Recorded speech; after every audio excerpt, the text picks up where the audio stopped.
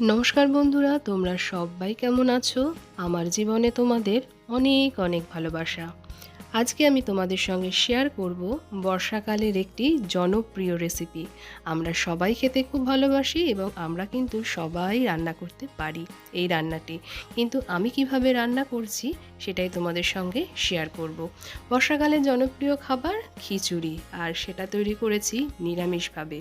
আর এই খিচুড়ি খাওয়াটা না বর্ষাকালে বাঙালির কিন্তু একটা নস্টালজিক ব্যাপার কাজ করে।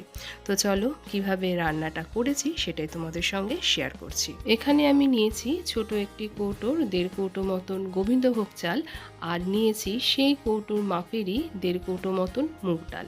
খিচুড়ি রান্নাতে কিন্তু চাল আর ডালের পরিমাণটা যদি সমান সমান হয় সেই খিচুড়ির স্বাদ হয় কিন্তু অপূর্ব।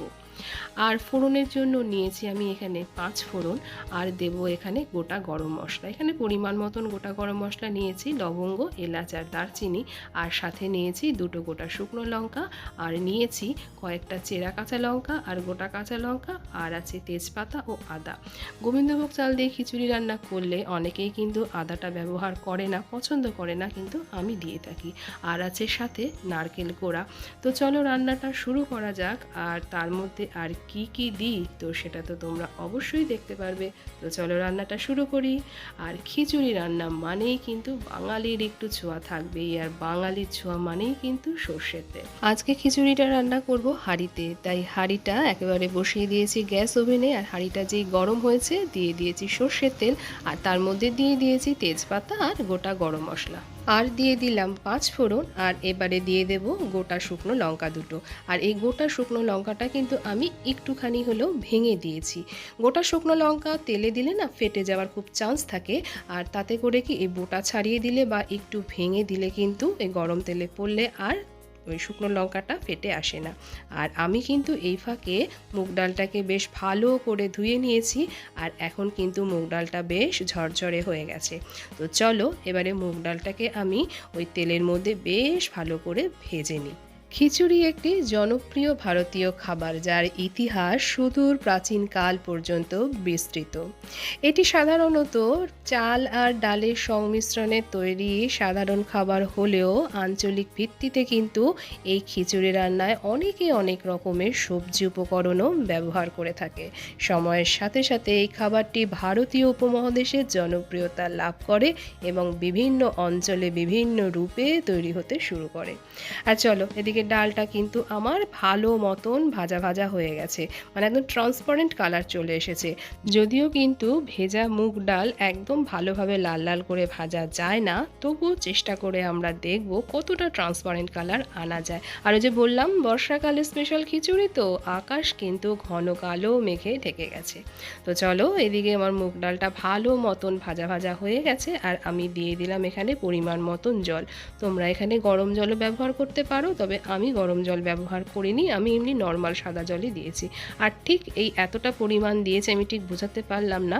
আমার এই হাঁড়িটায় না একটা নির্দিষ্ট দাগ আছে, সেই দাগটা অবধি জল দিলে এবং তারপরে আর একটুখানি জল দিলেই মোটামুটি খিচুড়ি রান্না হয়ে যায়। আর এর মধ্যে দিয়ে দিলাম এখন পরিমাণ মতো নুন, আর এখন দিয়ে দেব ওই যে কাঁচা লঙ্কাগুলো রেখেছিলাম সেগুলো এখন দিয়ে দেব। আর কিন্তু এবার এটাকে আমি ঢেকে রাখবো, ঢেকে একটা পুরো বলক আসা অবধি আমি অপেক্ষা করব। আর নাও চলো এদিকে আমার এদিকে যে ডালটা পুরো একটা বলক পুরো ফুটে গেছে। এই পর্যায়ে কিন্তু আমি গ্যাসটাকে সিম করে রাখবো, আর এটাকে ঢেকে রাখবো সিম করে যতটা হওয়ার হবে। আর আমি দেখে নিলাম ডালটা কিন্তু আমার এখনও ফোটেনি, আর ডালটা কিন্তু একদম সেদ্ধ করব না। ওই যে বললাম আমরা তো খিচুড়ি রান্না করতে সবাই জানি, কিন্তু আমি কিভাবে খিচুড়িটা রান্না করেছি নিরামিষভাবে সেটাই তোমাদের সঙ্গে শেয়ার করছি। সিম করে রেখেছিলাম, ও মোটামুটি হয়ে এসছে। এবারে দেখে নেওয়ার পালা ডালটা কতটা ফুটেছে। ডালটা তো একদম পুরোপুরি সেদ্ধ করব না, সেটা তোমাদেরকে বললাম। আর এবার একটু দেখে নিই ডালটা কীরকম সেদ্ধ হয়েছে। দেখো ডালটা কিন্তু সেদ্ধ হয়েছে, কিন্তু একটু সাদা সাদা রয়েছে। দাঁড়া ফ্ল্যাশ লাইটটা অফ করি। সাদা সাদা আছে মানে ও ভেতরটা এখনও শক্ত আছে, তার মানে ঠিক মোটামুটি এখন চালটা দেওয়ার মতন উপযুক্ত সময়। মানে এটা ফুটে উঠতে আর চালটা যে দেব এই সময়ে কিন্তু মোটামুটি দুজনের কম্বিনেশনটা একদম জুড়িদার হবে। আর কিন্তু ডালটা বসিয়েও কিন্তু আমি চালটাকেও ভালোভাবে ধুয়ে নিয়েছি, চালটাও কিন্তু এখন বেশ ঝরঝরে হয়ে গেছে। তবে আমার যেন কোথাও কোথাও মনে হয় নিরামিষ খিচুড়ি রান্নাতে গোবিন্দভোগ চালের জুড়ি মেলা ভার। অন্যান্য অনেক চাল দিয়েও বা পেঁয়াজ রসুন দিয়েও যদি খিচুড়ি রান্না করা হয় সেটাও যেমন লাগে সুস্বাদু, কিন্তু নিরামিষভাবে এই গোবিন্দভোগ চাল আর মুগ ডালের খিচুড়ির যে কম্বিনেশনটা, তার কিন্তু তুলনা মেলা অপরিসীম ভার। আর চলো, এদিকে আমার চালটাও দিয়ে দিয়েছি, আর এখন দিয়ে দেব আমি হলুদটা একটু জলে গুলেই দেব। অনেক সময় কি হয়, যদি গুঁড়ো হলুদটা দেওয়া হয় কোথাও কোথাও ডেলা পেকে থাকে।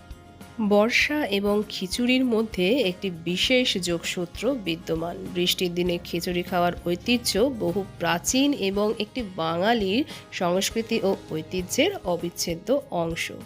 বৃষ্টির দিনে আসলে পরিবেশটা যেহেতু একটু ঠান্ডা ঠান্ডা থাকে, তাই খিচুড়ি কিন্তু শরীরকে গরম রাখে। আর চলো, এই যে আমি গোবিন্দভোগ চালটা দিলাম, এই পর্যায়ে কিন্তু আমি গ্যাসটাকে একদম পুরো আঁচ করে দেব। এবারেও কিন্তু অপেক্ষা করব একটা পুরো বলক আসার অবধি। আর চলো, এদিকে কিন্তু আমি চাল দেওয়ার পর পুরো একদম টকবক করে ফুটে গেছে। আর এবারে কিন্তু আমি গ্যাসটাকে সিম করে দিয়ে এটাকে ঢেকে রাখবো। আর এই পর্যায়ে এখন আমি দিয়ে দেব এই যে আদা গ্রেট করে রেখেছি, গ্রেট করা আদাটা। তোমরা চাইলে এক্ষেত্রে আদাটা বেটেও দিতে পারো, তবে আমি আজকে গ্রেট করে আদাটা দিলাম। তো চলো, এটাকে ভালো করে মিশিয়ে দিয়েছি। এবারে আমি এটাকে ঢাকা দিয়ে রাখবো সিমে, আস্তে আস্তে ধীরে সুস্থে ও এবারে খিচুড়িটা তৈরি হবে। খিচুড়ি খেলে পেটটা যেহেতু অনেকক্ষণ ভরা থাকে, তাই বর্ষাকালে খিচুড়ির প্রচলনটা কিন্তু একটু বেশিই দেখতে পাওয়া যায়। বর্ষাকালে প্রকৃতি যেহেতু ঠান্ডাও থাকে, আর তাছাড়া বাইরে বেরানোর জন্য যেহেতু উপযুক্ত পরিবেশ থাকে না, তাই ঘরে থাকা চাল ডাল দিয়েই কিন্তু আমরা খিচুড়িটাই তৈরি করে থাকি। আর এই প্রথাটা কিন্তু আজকের থেকে নয়, সেই প্রাচীন কাল থেকে চলে আসছে। আর দিয়ে দিলাম এর মধ্যে পরিমাণ মতন মিষ্টি। তবে আমি একটু খেয়ে দেখেছিলাম, আমার নুন মিষ্টি আরেকটু লাগতো, তাই পরে কিন্তু আমি আরেকটু মিষ্টিও দিয়েছিলাম। আর নিরামিষ খিচুড়ি একটু মিষ্টি মিষ্টি ঝালঝালি কিন্তু বেশি ভালো লাগে। আর কিন্তু গ্যাস ওভেনটা কিন্তু আমার এখনও সিম করা আছে। আর আমি এই পর্যায়ে নেড়ে দেখলাম চাল আর ডাল কিন্তু আমার প্রায় সেদ্ধ হয়ে এসেছে। এখন এটা দেখতে এরকম ঝোলা ঝোলা মনে হচ্ছে ঠিকই, কিন্তু যে ঠান্ডা হয়ে যাবে এটি কিন্তু জমাট বেঁধে যাবে। তবে আমার একটা ব্যক্তিগত মতামত আছে, খিচুড়ি কিন্তু বেশিরভাগ ক্ষেত্রে নতুন গোবিন্দভোগ চাল দিয়ে খেতেই ভালো লাগে। সেক্ষেত্রে খিচুড়িটা বেশ আঠালো হয়, আর খিচুড়িটা খেতেও কিন্তু অসম্ভব সুস্বাদু হয়। তো চলো, আমি এই পর্যায়ে দিয়ে দেব খিচুড়ির অন্যতম উপাদান নারকেল কোড়া। তবে হ্যাঁ, অনেকেই নারকেলটা পছন্দ করে না, সেক্ষেত্রে নারকেল কোড়াটা তোমরা স্কিপ করে যেতেই পারো। আর দিয়ে দেব সামান্য ঘি। তোমরা অনেকেই জানো আমার কর্তামশাই যেহেতু ঘিয়ের গন্ধ পছন্দ করে না, তাই কিন্তু আমাকে এখানে অল্প পরিমাণ ঘি দিতে হলো। আর আমার কিন্তু খিচুড়ি এখন একদম রেডি। গ্যাসটাকে একটু বাড়িয়েই আমি বন্ধ করে দিলাম। আর আকাশ কিন্তু একদম ঘন ঘটায় ভর্তি, বৃষ্টি আসবে বলে। খিচুড়ির সাথে বিভিন্ন ধরনের ভাজাভুজি, যেমন আলু ভাজা, বেগুন ভাজা, পটল ভাজা যেমন অসাধারণ লাগে, ঠিক তেমনই কিন্তু বেগুনি বা ফুলুরি বা পেঁয়াজিও অসম্ভব সুস্বাদু লাগে। আর তাছাড়া লাবড়ার সঙ্গে তো প্রচণ্ডভাবে জমে যায়। আর সাথে যদি থাকে পাঁপড় ভাজা, আর তো তাহলে কোনো কথাই নেই। আর সাথে কিন্তু বাঁধাকপির তরকারি বা চাটনি হলে এর স্বাদ হয়ে যায় অমৃত। তবে এর সাথে কিন্তু আমার অমলেট দিয়ে খেতে বেশি ভালো লাগে। অমলেট আর খিচুড়ির কোথাও যেন একটা দারুণ মেলবন্ধন আমি খুঁজে পাই। তবে আজকে যেহেতু নিরামিষ দিনে নিরামিষভাবে খিচুড়িটি তৈরি করেছি, তাই এখানে পেঁয়াজি বা অমলেটের কোনো স্থানই দেওয়া হয়নি। আজকে খিচুড়িটি পরিবেশন করেছি আলু ভাজা, আর এই গোল গোল আলু ভাজাটা না ভীষণ ভালো লাগে খিচুড়ির সাথে, তাই গোল করে করেছি আলু ভাজা, সাথে নিয়েছি পাঁপড় ভাজা। আর ওই যে ব্যাট পাঁপড়টি আমার শ্রীমতীর ভীষণ পছন্দের। সাথে কিন্তু নিয়েছি গন্ধলেবু, আর এই যে কাঁচা লঙ্কা, শুকনো লঙ্কা, এর মেলবন্ধনই তো অসাধারণ। বাইরে কিন্তু বৃষ্টি শুরু হয়ে গেছে। খিচুড়িটি ঠান্ডা হয়ে যাওয়ার পর দেখেছো কি সুন্দর জমাট বেঁধেছে। তবে একদমই কিন্তু ঠান্ডা হয়নি, যথেষ্ট গরম আছে। বৃষ্টির দিনে খিচুড়ি খেলে আমাদের কিন্তু ছোটবেলার অনেক স্মৃতি, মায়ের হাতের রান্নার কথা মনে পড়ে যায়। এটি একটি আবেগপূর্ণ অনুভূতি তৈরি করে। তবে খিচুড়ি রান্নাতে শুধু মুগ ডাল নয়, মুগ ডালের সাথে যদি মসুর ডাল বা ছোলার ডাল বা মটর ডাল ব্যবহার করা হয়, তার স্বাদ কিন্তু বেড়ে হয় অনেক গুণ।